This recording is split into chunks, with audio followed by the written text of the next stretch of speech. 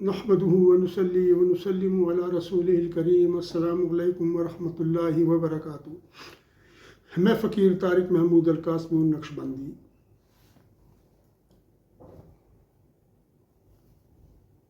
آپ یہ کلپ دیکھیں، پھر میں اس کے بعد آپ کے حضور میں کچھ گزارشات کرتا ہوں۔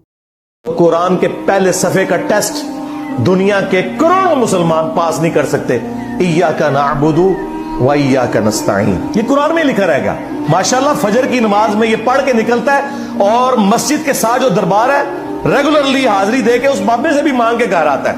تو کہ نماز تو پڑھی، تو مسلمان ہے، مدد بھی تجھی سے مانگی۔ یہاں مدد مانا دعا کیا، لیکن یہاں مولویوں نے پھر پٹی پڑھا دی، ان کا نہیں جی امی سے روٹی نہ مانگے۔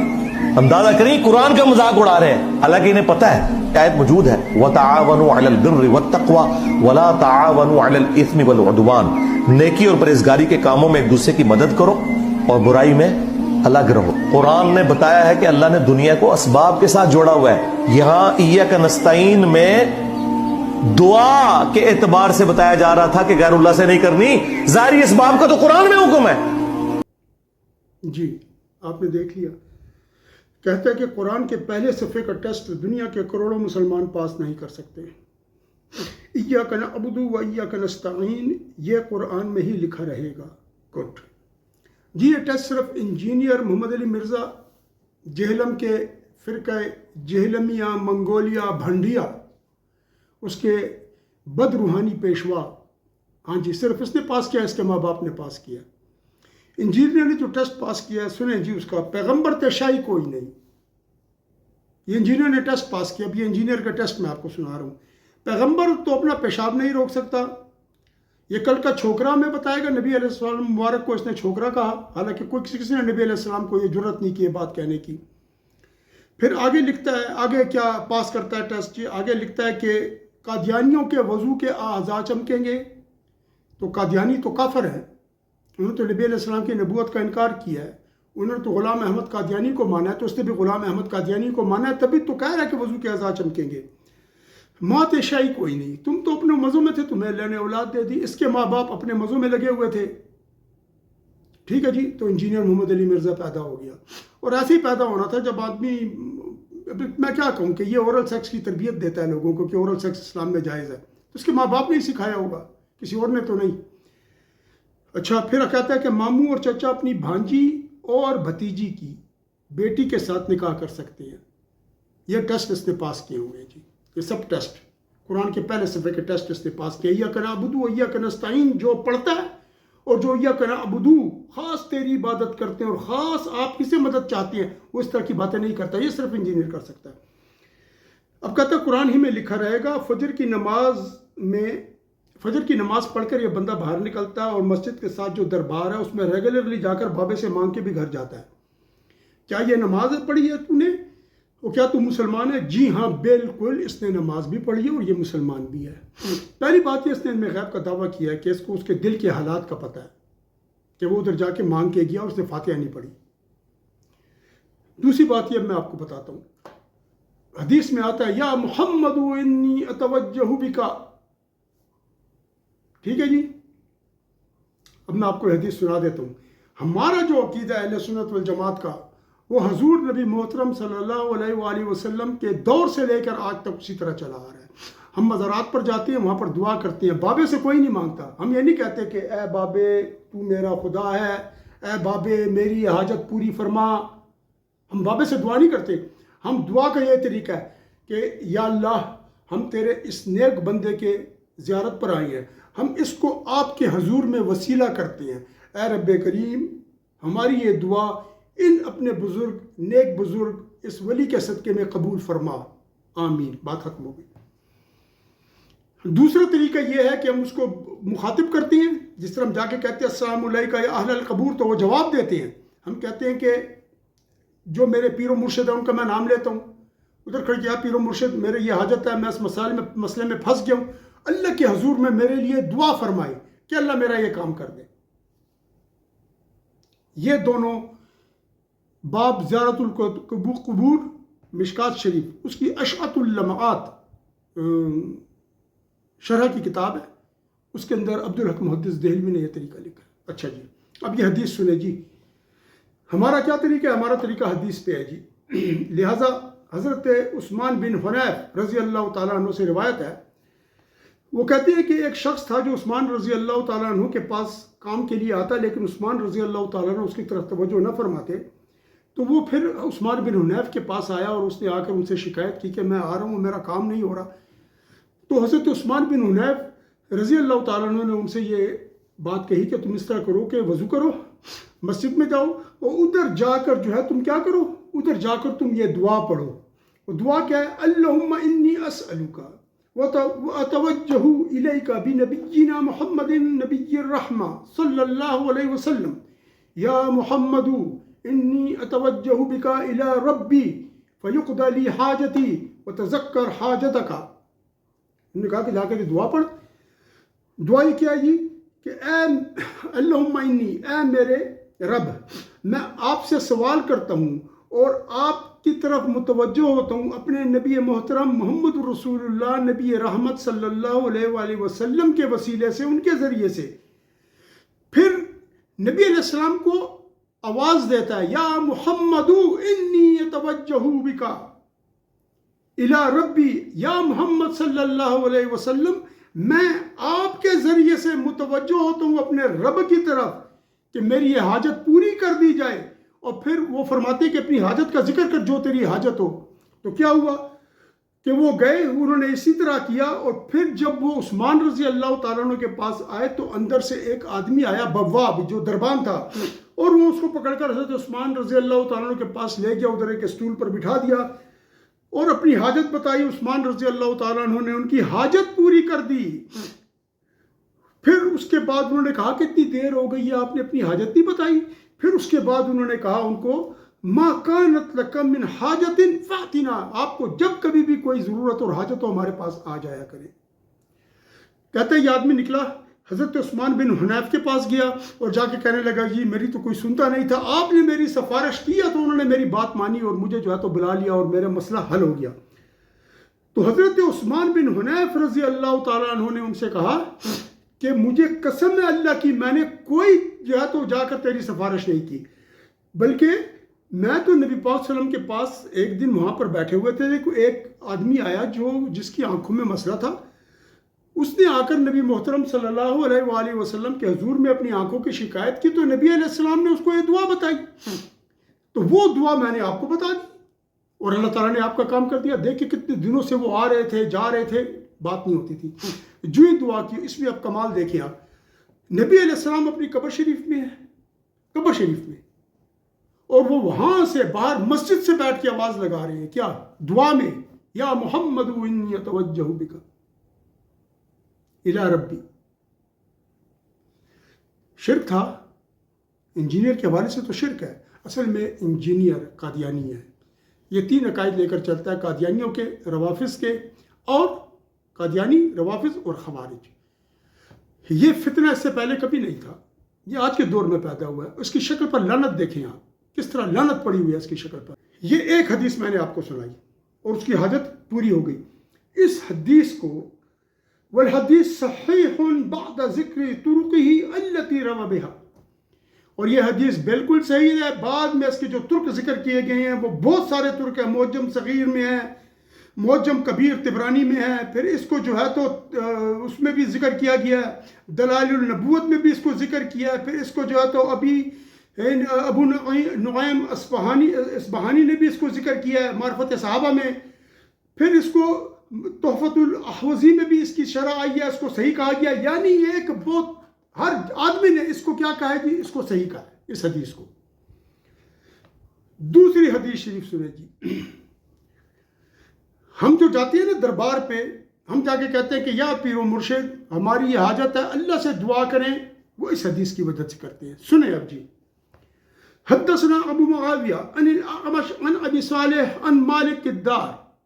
مالک الدار جو ہے یہ حضرت عمر رضی اللہ تعالی عنہ کے خازن تھے، جو طعام کے اوپر ان کو مقرر کیا گیا تھا، یعنی بیت المال کے یہ خازن تھے، بیت المال پر ان کا عہدہ تھا۔ کہتے ہیں کہ حضرت عمر رضی اللہ تعالیٰ عنہ کے زمانے میں لوگ قحط میں مبتلا ہوئے، پھر ایک شخص حضور صلی اللہ علیہ وسلم کی زیارت شریف پر، قبر مبارک، قبر انور پر حاضر ہوئے. ان کا نام تھا حضرت بلال بن حارث المزنی، یہ نام تھا ان کا. وہ آ کر ادھر حاضر ہوئے. ادھر آ کر انہوں نے کیا عرض کی نبی علیہ السلام سے، سنیں جی. فقال، انہوں نے یہ عرض کی، یا رسول اللہ صلی اللہ علیہ وسلم. ندا دے رہے ہیں، نبی علیہ السلام قبر میں ہیں، قبر شریف میں اپنی. بالکل صحیح حدیث، صحیح پکے وٹے صحیح حدیث، 16 آنے صحیح حدیث، 4 پاؤں صحیح حدیث، 16 چھٹانگ صحیح حدیث. یعنی اتنی مضبوط حدیث ہے. لیکن جن کے دلوں میں خدا نے میل ڈال دیا ہو، جن کے دلوں پر خدا نے مہر لگا دی ہو، ختم اللہ علی قلوبہم وعلی سمعہم وعلی ابصارہم غشاوہ ولہم عذاب عظیم. اللہ نے مہر لگا دی ان کے دلوں پر اور ان کے کانوں پر جو ہے تو، اور ان کی آنکھوں پر پردے ڈال دیے، اور ان کے لیے عذاب عظیم ہے. اچھا جی، کہتے ہیں یا رسول اللہ صلی اللہ علیہ وسلم استسقی لامتک فانہم قد ہلکوا. یا رسول اللہ علیہ وسلم اپنی امت کے لیے بارش کی دعا کیجیے، وہ تو ہلاک ہو رہے ہیں. ہم بھی جا کے کہتے ہیں یا پیر و مرشد اللہ سے دعا کریں ہمارا یہ کام ہو جائے. دیکھیں حدیث، اور دیکھیں ہماری ہے کوئی شرک کی بات؟ یہ حدیث ہے نا، چیلنج کرو اس کو. میں ادھر بیٹھا ہوں، انجینئر کے وہ دادے پردادے منگولی جن کے پاس کوئی اخلاق نہیں تھا، نہ ماں دیکھتے تھے نہ بہن دیکھتے تھے، شراب پی کر جو مرضی کرو. ٹھیک ہے نا جی؟ اچھا پھر کیا ہوا جی؟ کیونکہ وہ ہلاک ہو رہی ہے. پھر خواب میں حضور صلی اللہ علیہ وسلم ان کے پاس تشریف لائے ان کے پاس، بلال بن حارث کے پاس، اور ان سے آ کر کہا کہ عمر کے پاس جا کر میرا سلام کہو اور اسے بتاؤ کہ تم سیراب کیے جاؤ گے، تم پر بارش ہو جائے گی. عمر سے کہہ دو کہ عقل مندی اختیار کرو، یعنی عقل مندی کے ساتھ حکومت کرو. تو وہ شخص عمر صاحب کے پاس آیا رضی اللہ تعالیٰ عنہ، ان کو آ کر یہ بات بتائی تو عمر صاحب رو پڑے. تو انہوں نے کہا، عمر صاحب نے کہ یا ربی لا آلو، اور ایک جگہ پر ماں آلو کے ساتھ بھی آیا، ماں کے ساتھ، ماں نافیہ کے ساتھ، الا اجزت عنہ، کہ اے میرے رب میں تو کوئی کوتاہی نہیں کرتا مگر جس کے اندر کہ میں عاجز ہو جاؤں، میرے بس میں نہ رہے. بارش کس کے بس میں ہے؟ اللہ کے. دعا ہمارے بس میں، اختیار میں. تو جب وہ گئے تو عمر صاحب نے اس کو مانا نہیں کہ شرک کر کے آیا ہے، نہیں، رو پڑے اور کہا کہ اللہ. اور پھر کیا ہوا؟ ان پر بارش ہوئی. ٹھیک ہے جی. اچھا 2 حدیثیں ہو گئی. اب تیسری حدیث میں آپ کو سناتا ہوں جی. تیسری حدیث میں آپ کو سناتا ہوں. سنن دارمی، قدیمی کتب خانہ، مقابل آرام باغ کراچی. حدیث کا نمبر ہے 92. ٹھیک ہے، حدیث کا نمبر کیا ہے؟ 92. حضرت ابو جوزہ، پوری سند جو ہے وہ بھی ادھر لکھی ہوئی ہے، میں بس ابو جوزہ سے آپ کو بتا رہا ہوں. بالکل صحیح حدیث، حسن درجے کی حدیث ہے یہ. وہ 2 جو میں نے سنائی ہیں وہ بالکل صحیح حدیث ہے، وہ بالکل صحیح حدیث ہیں دونوں جو میں نے آپ کو سنائی ہیں. اور یہ جو ہے نا، یہ حسن درجہ کی حدیث ہے. اس کو مشکات میں بھی بیان کیا ہوا ہے. کہتے ہیں حضرت ابو جوزہ کے مدینہ میں قحط پڑا، شدید قحط پڑا، تو لوگ گئے عائشہ رضی اللہ تعالیٰ عنہ کے پاس. لوگ باہر نہیں گئے کہ نماز استسقاء ادا کریں اور اللہ سے دعا کریں، نہیں، عائشہ صدیقہ رضی اللہ تعالیٰ عنہ کے پاس چلے گئے اور جا کے ان سے عرض کی. ان سے کیا عرض کی؟ بارش کی شکایت کی کہ جی بہت بارش ہے، بارش ہی نہیں ہو رہی، کیا کریں؟ تو حضرت عائشہ رضی اللہ تعالیٰ عنہ نے یہ نہیں کہا کہ جاؤ صلاۃ استسقاء پڑھ لو، یا عائشہ رضی اللہ عنہ کو یہ نہیں کہا کہ دعا کریں، کہ آپ دعا کریں، دعا بھی نہیں. عائشہ رضی اللہ تعالیٰ عنہ نے فرمایا انظروا قبر النبی صلی اللہ علیہ وسلم، نبی علیہ السلام کی قبر پر جاؤ، فَجْعَلُوا مِنْهُ قُوًا، اور اس کے جو چھت ہے نا آسمان کی طرف، اس میں کیا بناؤ؟ روشن دان بنا دو، حتیٰ کہ آسمان اور چھت کے درمیان، آسمان اور قبر شریف کے درمیان کوئی پردہ نہ رہے، یعنی چھت ہٹ جائے اور جو روشن دان ہے اس سے آسمان کو قبر نظر آنے لگے. قبر شریف ہے، قبر مبارک، قبر انور صلی اللہ علیہ وسلم. قول ففعلوا، انہوں نے یہ کام کیا. جو ہی روشن دان بنا اور قبر شریف جو ہے تو آسمان کے درمیان کھلی، چھت کے سے پردہ ہٹا، کہتے ہیں فمطرنا مطرا، ایسی ہم پر بارش ہوئی، ایسی بارش ہوئی کہ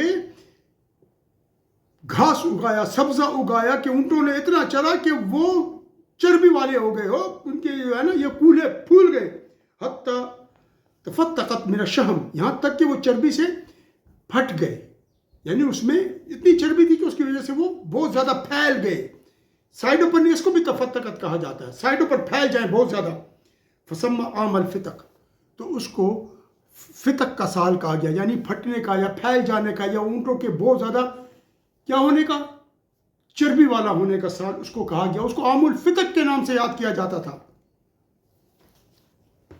سنن دارمی، ٹھیک۔ عائشہ رضی اللہ تعالیٰ نے کیوں بھیجا نبی علیہ، حدیث حسن ہے، کوئی اس میں شکایت شک نہیں ہے، کیا بات ہے جی، آخر کیوں یہ تمام صحابہ ہیں، کوئی آج کے دور کی کوئی بابا نہیں ہے، سب صحابہ ہیں، 3 حدیثیں میں نے آپ کو سنا دی، آئیں ہم کیوں جاتے ہیں زیارتوں پر، یہ بھی آپ کو سنا دیتا ہوں۔ ابو داؤد کی حدیث ہے جی، حدیث کا نمبر ہے 2594، ان جبیر بن نفیر الحضرمی انہ سمع ابا الدرداء یقول سمعت رسول اللہ صلی اللہ علیہ وسلم یقول ابغون الضعفاء فانما ترزقون وتنصرون بضعفائکم، مجھے اپنے فقیروں میں، اپنے کمزور لوگوں میں، ضعیفوں میں تلاش کرو، کیونکہ تمہیں رزق اور مدد انہی کی وجہ سے دی جاتی ہے۔ اچھا جی، یہ نبی پاک صلی اللہ علیہ وسلم نے فرمایا، ٹھیک ہے، مطلب ہے رزق حسی ہو یا معنوی ہو، دونوں، ٹھیک ہے نا، مطلب روحانی رزق ہو کہ جو بھی آپ کی روحانی ترقی بھی، میں اس کو زیادہ ڈیٹیل میں نہیں جا رہا، میں اس کے اوپر ایک علیحدہ سی ویڈیو بناؤں گا اور پھر آپ کو اس حدیث کی پوری تشریح کر کے دوں گا کہ اس حدیث کے اندر کیا کمال موجود ہے، ہم کیوں جاتے ہیں۔ اچھا، پھر وہ کیا کہتے ہیں کہ وہ کس طریقے سے دعا کرتے تھے جا کر وہاں پر، وہ دعا اس طریقے سے ہوتی تھی کہ یا اللہ، اللہم انصرنا علی الاعداء بحق عبادک الفقراء المہاجرین، کہتے ہیں کہ یا اللہ ہماری مدد فرما ہمارے دشمنوں پر، اپنے مہاجر فقراء بندوں کے صدقے میں، ٹھیک ہے، اور کہتے ہیں کہ اس کے اندر فقراء کی تعظیم ہے، کہ اس کے اندر رغبت دی لائی گئی ہے کہ ان سے دعا کرو، ان سے تبرک حاصل کرو بوجوہہم، ان کے چہروں سے، ٹھیک ہے۔ اور دوسری حدیث ہے جی، دوسری حدیث شریف ہے، حضرت عبداللہ بن اسید رضی اللہ تعالیٰ عنہ نبی پاک صلی اللہ علیہ وسلم سے فرماتے ہیں انہو کان یستفتح بسعالیک المہاجرین، نبی پاک صلی اللہ علیہ وسلم فقراء مہاجرین کے وسیلے سے دعا کیا کرتے تھے، ٹھیک ہے جی۔ اور دوسری روایت میں یہ بھی آیا ہے جو طبرانی میں ہے، اس کو ابن ابی شیبہ نے بھی روایت کیا ہے، وہ یہ ہے کہ کانا نبی کریم صلی اللہ علیہ وسلم یستفتح و یستنصر بسعالیک المسلمین، نبی پاک صلی اللہ علیہ وسلم مسلمان فقراء کے وسیلے سے فتح اور نصرت کی طلب کیا کرتے تھے، ٹھیک جی۔ یہ ہے ابو داؤد کی حدیث نمبر 2594۔ اسی حدیث کو حضرت سعد بن ابی وقاص سے روایت ہے، بخاری میں اس کا نمبر ہے 2896 اور جس طریقے سے روایت کیا مصعب بن سعد رضی اللہ تعالیٰ عنہ کے حوالے سے، اور اس میں کیا ہے کہ اس میں یہ ہے کہ رأى سعد رضی اللہ عنہ ان له فضل علی من دونه، سعد رضی اللہ تعالیٰ عنہ کو یہ گمان تھا کہ ان کو دوسروں پر برتری حاصل ہے جو ان سے کمتر ہیں، کمزور ہیں، تو فقال نبی صلی اللہ علیہ وسلم، نبی پاک صلی اللہ علیہ وسلم نے ان سے فرمایا هل تنصرون وترزقون الا بدعافائکم، کہ تم یہ بات نہ کرو بلکہ تم میں جو مدد دی جاتی ہے اور تمہیں جو رزق دیا جاتا ہے وہ تمہارے ضعیفوں کی وجہ سے دیا جاتا ہے۔ سب سے بڑے ضعیف یہ فقراء ہیں، اللہ کے اولیاء ہیں جو آج قبروں میں ہیں، ہم ادھر جاتے ہیں۔ دوسری بات یہ کہ کہتا ہے کہ قرآن تو اسباب کی بات کرتا ہے، اسباب کی بات کرتا ہے نا، یہ سبب نہیں ہے، یہ کیا ہے؟ وسیلہ۔ سبب کیا ہوتا ہے؟ یہ سبب ہے۔ اور دوسری بات یہ کہ ویڈیو بہت لمبی ہو جائے گی نا، میں اس جگہ پر اس کو ختم کرنا چاہ رہا ہوں۔ اس کے اندر ابھی اور بہت ساری باتیں موجود ہیں، اسباب کے ساتھ جوڑا ہے، اور اس نے جو ہے نا تو پھر یہاں پر کہا ہے کہ ایاک نستعین کا معنی دعا کے ساتھ ہے، ایسی کوئی بات نہیں ہے۔ یہ جو آئیے نا ایاک نعبد و ایاک نستعین، اس کا مطلب ہے ایاک نعبد، یا اللہ ہم خاص آپ کی عبادت کرتے ہیں، وایاک نستعین، اور اس عبادت کے لیے ہم آپ سے مدد چاہتے ہیں۔ جب آپ کسی پاس جا کے قرض لیتے ہو تو آپ اس سے نستعین، مدد مانگ رہے ہوتے ہو، تو کیا یہ دعا کے ذریعے سے اس کے پاس کھڑے ہو کے اس کا نام جو ہے تو کیا میں اب آپ کو بتاؤں، اس کا وہ نام لے کر دعا کرتے ہیں آپ اس کے پاس کہ میری مدد کرو، مجھے زکوٰۃ سے پیسے دے دو، قرض کے پیسے دے دو، میرا بچہ بیمار ہے، میرا باپ مر گیا ہے، میری ماں بیمار ہے۔ ٹھیک ہے، یہ سب مدد کے ذریعے ہیں، اس پر میں آؤں گا انشاءاللہ۔ ایاک نعبد و ایاک نستعین کا یہ مطلب نہیں ہے، یہ کہتا ہے ایاک نستعین کا مطلب غیب میں تجھ سے مدد مانگتے، کہاں سے ہے، کدھر لکھا ہے غیب میں تجھ سے مدد مانگتے، کہاں لکھا ہے، اس کا معنی کدھر لکھا ہوا ہے؟ یاد رکھیں، میں اس پر آؤں گا قرآن کے معنی کے حوالے سے، اس پہ بناؤں گا ویڈیو۔ اللہ تعالیٰ ہمیں اور آپ کو اپنے فضل و کرم میں رکھے، اور اللہ تعالیٰ ہمارے تمام گناہ بخش دے، اللہ ہمیں معاف فرما دے۔ اس ویڈیو کو بغیر کسی تعصب کے، بغیر کسی فرقہ واریت کے دیکھیں۔ جو چیزیں میں نے آپ کو بیان کی ہیں بالکل صحیح ہیں، سوائے وہابی اہل حدیث کے اور انجینئر محمد علی مرزا کے، ان حدیثوں کو کوئی جھوٹا نہیں کہے گا، کیونکہ ان کی عادت ہے جو ان کے مطلب کی حدیث ہو اس کو کہتے ہیں ٹھیک ہے، جو ان کے مطلب کی نہ ہو اس کو کہتے ہیں یہ ضعیف ہے، اور جو ان کے مطلب کی ہو وہ ضعیف بھی ہو اس کو لے آتے ہیں کہ یہ ٹھیک ہے۔ اس نے بڑی باتیں کی ہوئی ہیں۔ جن لوگوں نے چینل سبسکرائب کیا ان کا بہت شکریہ، جنہوں نے نہیں کیا وہ سبسکرائب کر لیں۔ اللہ تعالی ہمیں اپنے فضل و کرم میں رکھے۔ وآخر دعوانا ان الحمد للہ رب العالمین، وصلی اللہ تعالی علی خیر خلقہ ونور عرشہ محمد وعلی آلہ وصحبہ اجمعین برحمتک یا ارحم الراحمین۔